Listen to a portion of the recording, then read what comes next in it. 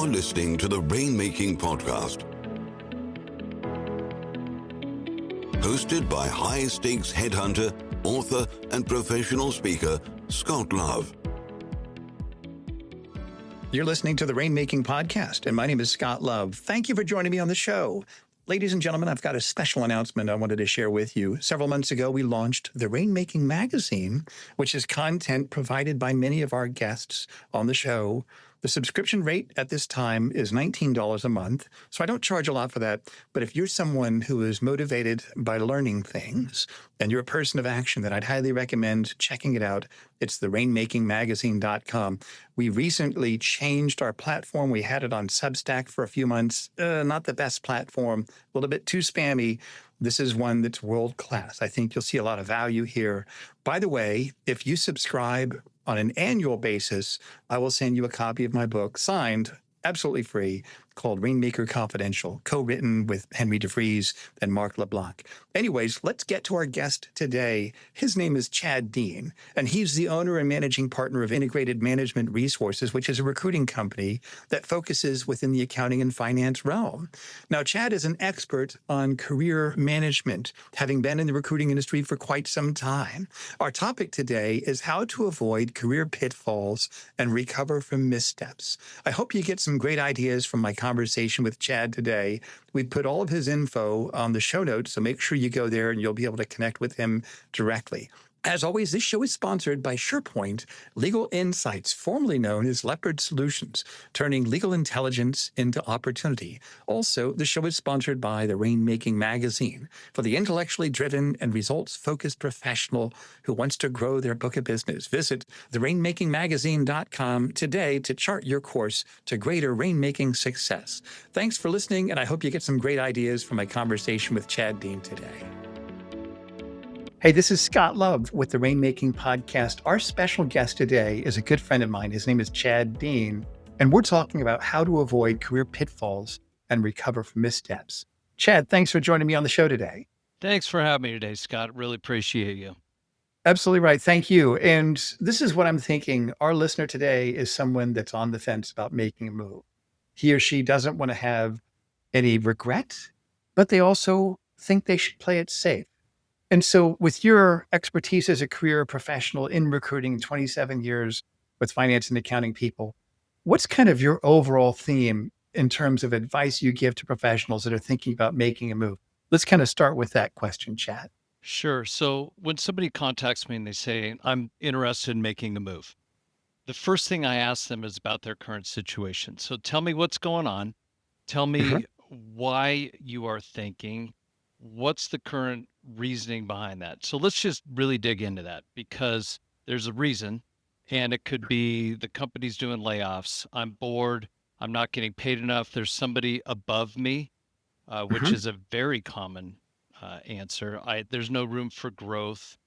I'm underpaid, whatever it is. So let's dig into that and let's really examine, why are you looking to make this move? The whole thing we're trying to avoid is going into a similar situation.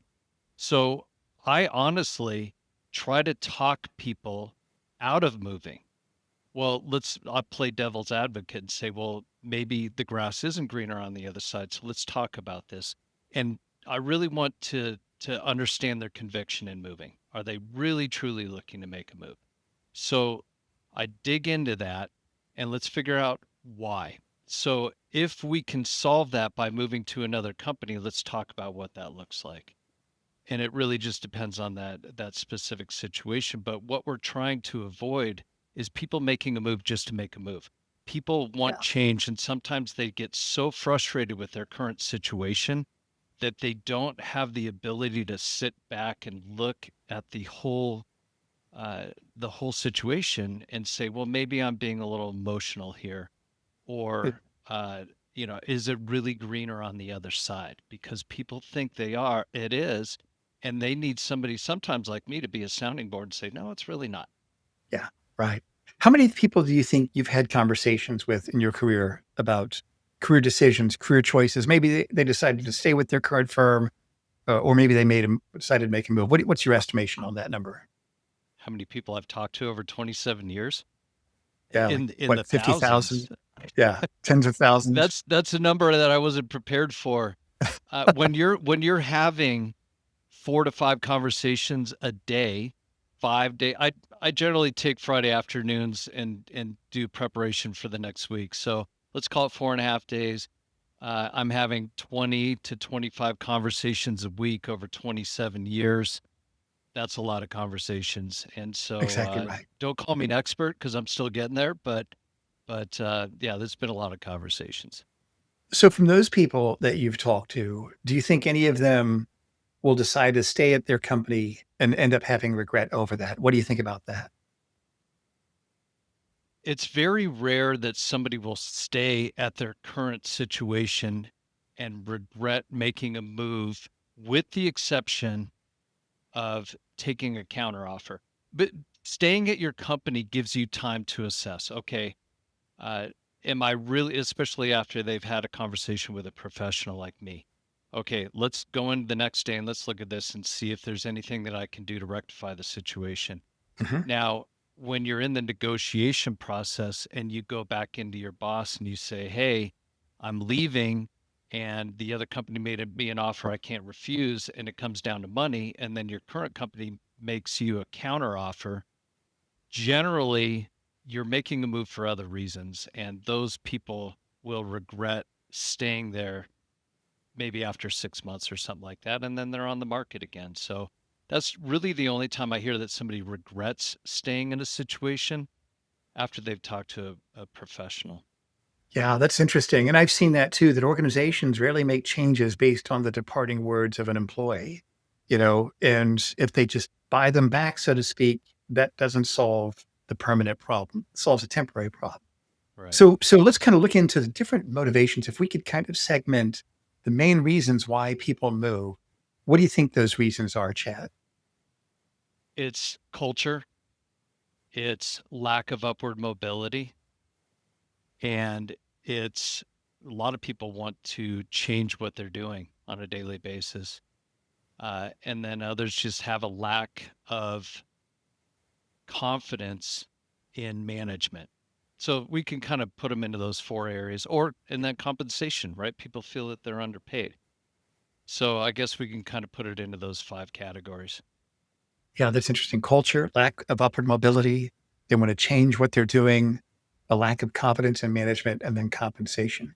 Which of those do you think, if somebody's going to move, and I know everybody's situation is different, when someone tells you one of those five, which of those do you think, I wouldn't call it the best reason to move, but I'd say the one that's the healthiest reason to move? Or does it really depend on the person? Well, I'll tell you the least healthiest reason to move is for compensation. So if I'm talking to somebody and they tell me, and I ask them, why are you looking to make a move? And they say I'm underpaid, and then there's not another factor involved there, that's a really bad reason to make a move, because you're probably going to make a poor decision just to get more money. And then you find yourself going to a company that's paying more, but do you have a cultural fit? Do you have upward mobility, right? So a lot of people just make a move because they see a dollar sign. So that's number one, the wrong reason to make a move. Culture is a big one. If somebody's not feeling it, if they're managed, if they're being mistreated, if they're not happy and excited going into work every day, that's not a way to live. So Yeah. I would say culture is a great reason to make a move. And then a lack of upward mobility. You get to a certain point. I think the people that listen to your show are probably mid-career. As you move up, it's a pyramid. And so you're going to get to fewer and fewer positions. And eventually you're going to hit a roadblock, whether that's at the director level, at the VP, or at the C level. You're going to hit a roadblock.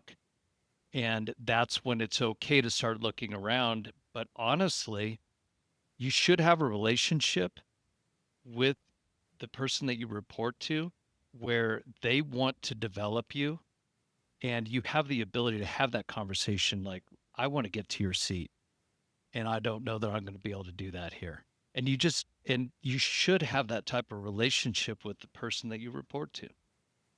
Let's just say, and this is all really helpful, by the way. Let's just say there's somebody listening to this that said, I've been talking to my spouse and other people close to me. I'm just not content with where I'm at in the organization. And I think it might be a combination of me not trusting my leaders and not having confidence in their leadership skills. And also just maybe it's the mobility, but I'm having a hard time processing all this. Let's say they're at that point. They think, I know I need to do something, but I'm not sure why exactly.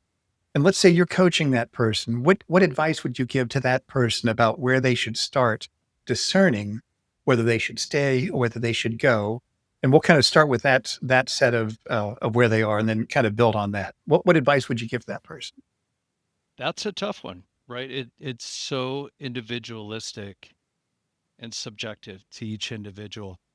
I think when you're talking to people and they're talking to their spouse about moving, that's serious when you bring the spouse into it because you want the spouse to feel stability. So if you're going to the spouse and you're being honest with them, you're saying, I don't feel comfortable about leadership, the direction that they're taking this, or the culture's not a fit for me. The spouse wants you to be happy. So you've got that going for you. They may not be the best sounding board for you. So you should have, and this will bring this up later on, you should have a good network that you can reach out to. Even if it's not a headhunter, everybody should have a mentor. You have a mentor or you have a peer that you can reach out to and say, this is what I'm experiencing. Can we go have lunch and listen to this and see if I'm being rational? Because again, people get emotional in the situation that they're in, and you want to make sure that you're making an objective decision. So having that ability to bounce your ideas, your situation off other people, that's otherwise you're sitting there in a box trying to figure out your own problems. And that's generally never a good thing. That's why people have therapists, they have mentors, they have friends, they have spouses. But again, there's a groupthink that can happen with a spouse, and your spouse wants the best for you. So that they may not be the best person, go to your network. Yeah, that's really good advice. And so they talk with several colleagues of theirs, and they say, you really should look at other options. And they've decided, okay, I've decided I want to be open to looking at a small number of options. What do I do next? Where do you think they should begin? Assuming that they're not working with a search firm or a recruiter like yourself, where do you think they should start in their search? So look at companies that you admire.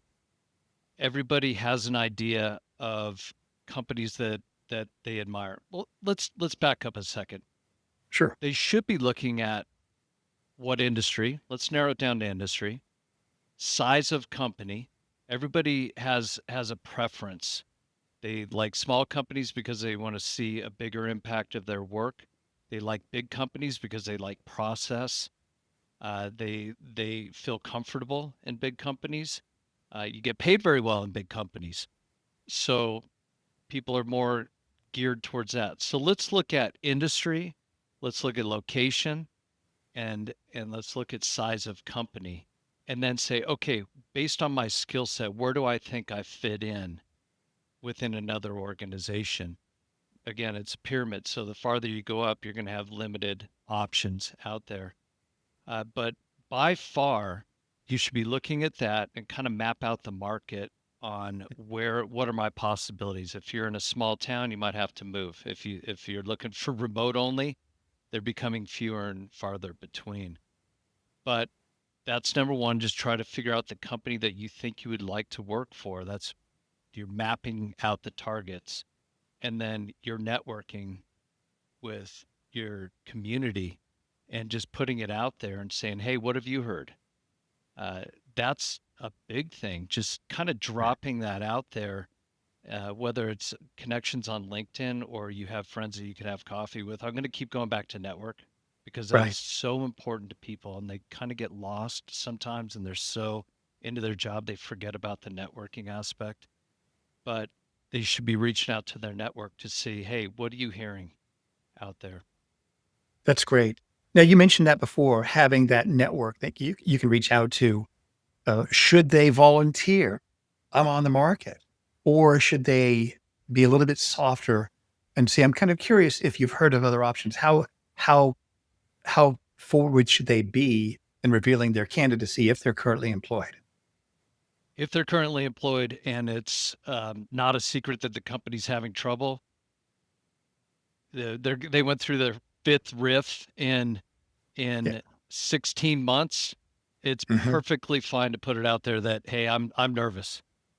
And I talked to somebody like that yesterday, and she's like, look, I'm not formally on the market, but I've just managed to ditch or get by through every riff, and I don't know if I got another one in me.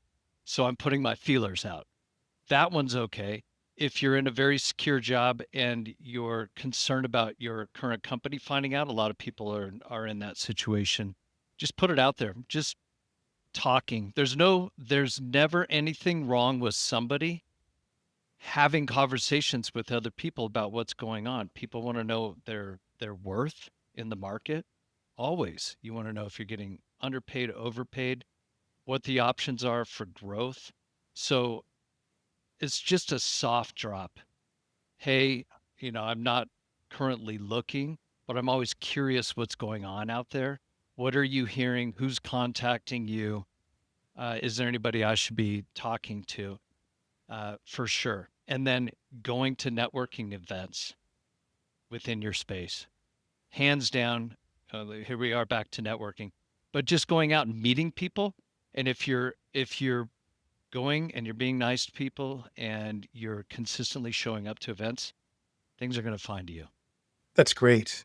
One of the things I've seen, kind of a common theme in your LinkedIn posts that you've written, Chad, which are fantastic. And by the way, everybody listening, make sure you follow Chad on LinkedIn because he's got some really dynamic content that's very inspiring. And I learn things every time I read something that you wrote. But you talk about working with people that have had some sort of bad thing happen to them or some sort of black mark in their career. And you've been able to help place them in those organizations. What advice would you have to someone that they've made a misstep? Whatever it was, maybe there was some bad press or some inaccurate press or something like that. What advice would you give to that person that may have some career baggage that they're dealing with and they want to move to another organization? Sure. So generally, when somebody's made a misstep, they know pretty quickly. I deal with a lot of CFOs. CFOs absolutely 100% need to review the books before they take the CFO seat. That's going to be the first thing you do when you take the job is open up the books. So why not look at the books, sign an NDA, whatever the company wants, but open the books before you take the job. That's number one. So to prevent a misstep. Now, let's say Mhm. you've already made that misstep. Uh, as a CFO, you get in, you open the books, you better have some conversations with management about here's what we need to do to fix that. Good CFOs know what to do. And if you're meeting resistance, which is generally what I see at the CFO seat, punch out quickly. Yeah. Just say, you know what, this isn't going to be a fit and leave quickly because the longer you sit in there, the longer you have to tell a story to the next hiring company about why you sat in there. Everybody's like, well, I got to stay a year. Not true. If it's that bad, if it's that toxic, if you're being, believe it or not, in this day and age, people get asked to do unethical things still. And if you're a CFO and your name's on it and you're going to have to sign things, punch out quickly. Now, that's the CFO segment. There's other situations where people were told one thing and you get into the job and it's something totally different. How many times have I heard that story over 27 years? All the time. So you get told one thing, you get in, and it's completely a mismatch. Again, it's okay to punch out really quick. You don't have to sit there for a year because that's an opportunity cost where you could be growing and contributing to another organization, but you're going to sit there and grind out a year because somebody told you that you need to stay at least a year. I don't believe in that. Now, if you have 3 consecutive 6 month uh, sits, we're going to have a really deep, serious conversation about your ability to look at new and assess new situations. There's you need to change your decision process and your analysis. But it's okay to go 5 years and leave after 6 months. 5 years at the previous company, leave it, get out. It wasn't a fit. but have your story crafted, and don't make it a long 5-minute diatribe of why it didn't work. Don't talk negatively about the previous company. Just say, I was told this, it was this one thing, got in, it was completely different, and it wasn't a match. And I decided, rather than being a poor performer or an underperformer for the company and hurt and slowing my career down, I decided to punch out. And guess what? I wouldn't have the opportunity to be sitting here talking to you today, and I'm really excited about it. Right. So do you think most executives, you've got a CFO, obviously the CEO is going to interview that candidate, maybe some board members as well.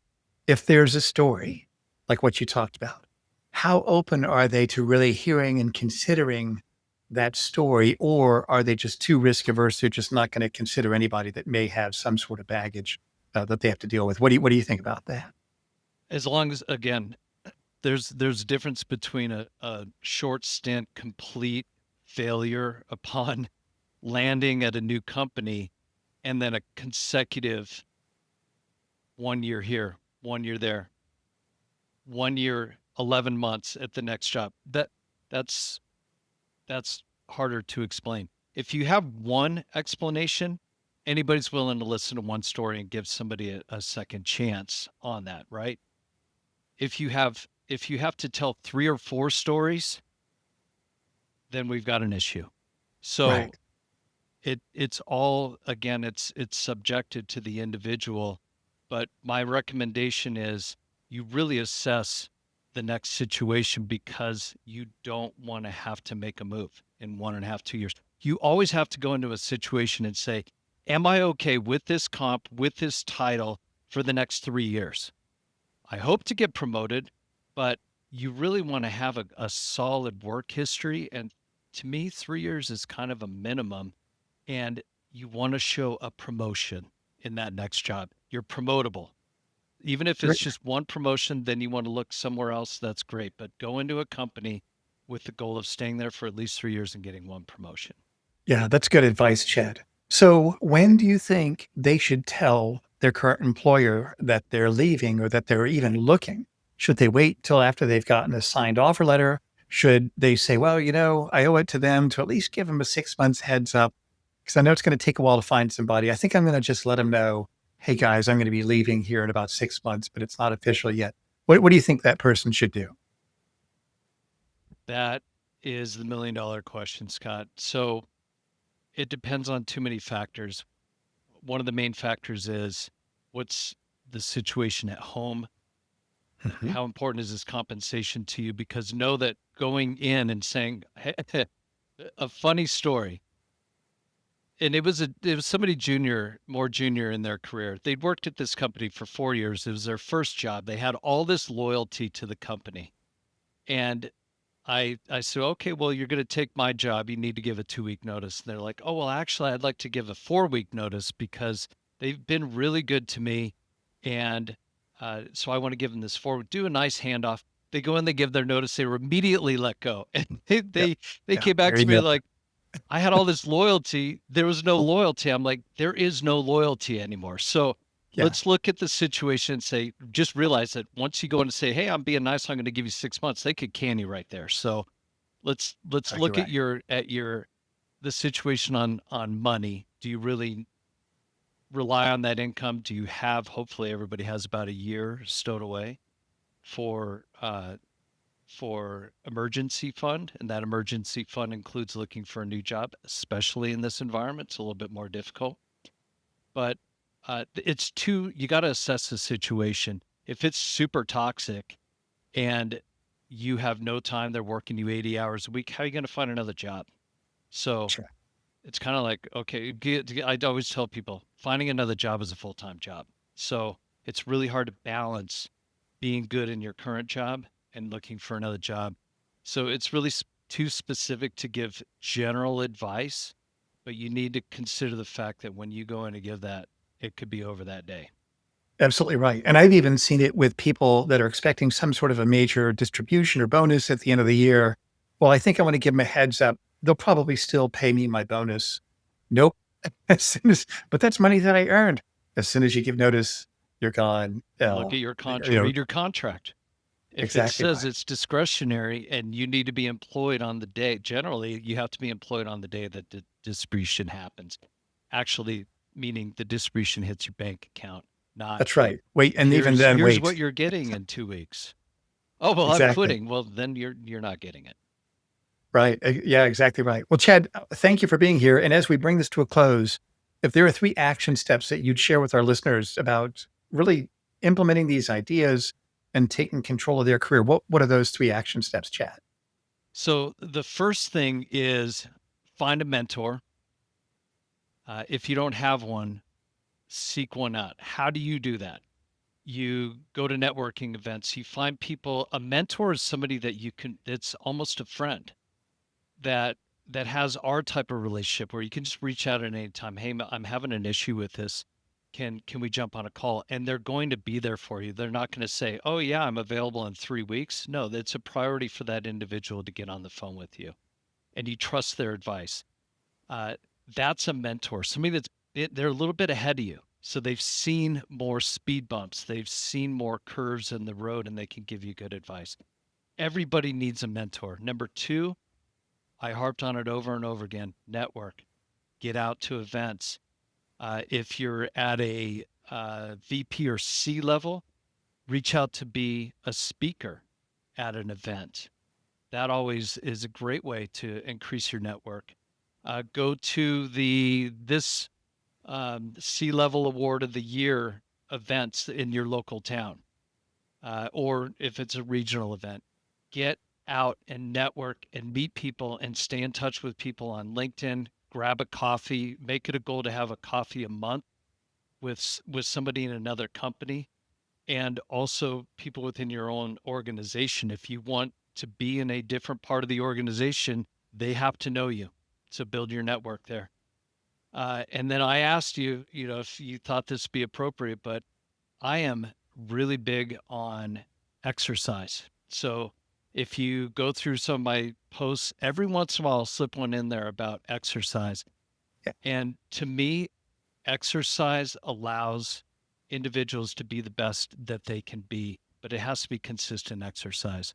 So I tell everybody, they're like, well, what do you do for exercise? Well, first thing I do is I get up with a 3 handle in the morning, as in 3:42 a.m. my alarm goes off every day. This morning I woke up at 3:10. I'm like, well, there's no sense in going back to sleep. Might as well get up and get a start on the day. How do you do that? You go to bed early. I go to bed between 8:30 and 9. So, but what exercise does for me 6 days a week, it's not long. I'm working out about an hour, maybe an hour and 15 minutes. The energy that it gives me, the clarity that it gives me, the lack of stress. I have come up with some seriously interesting decisions while I'm exercising. So if I want to work on something that is really important to my business, or I just want to think about my current situation, I won't have headphones, and definitely won't have music. And I'll just think about the situation as I'm exercising. But I also love to listen to not self-help, but business podcasts while I'm out walking the dog. I consider that exercise. Or if I'm running, or if I'm on my exercise bike, I listen to podcasts. Now I'm doing double duty. I'm improving my career. I'm improving my thought processes, and I'm getting exercise at the same time. So That's great, that's Chad. my 3 pieces of advice. This is all great advice. I want to thank you for being on the show. And then tell our listeners, what are your services? What do you do? What do you have that you'd like everybody to know? Sure. So I'm the CEO of Integrated Management. We've been in business for over 30 years.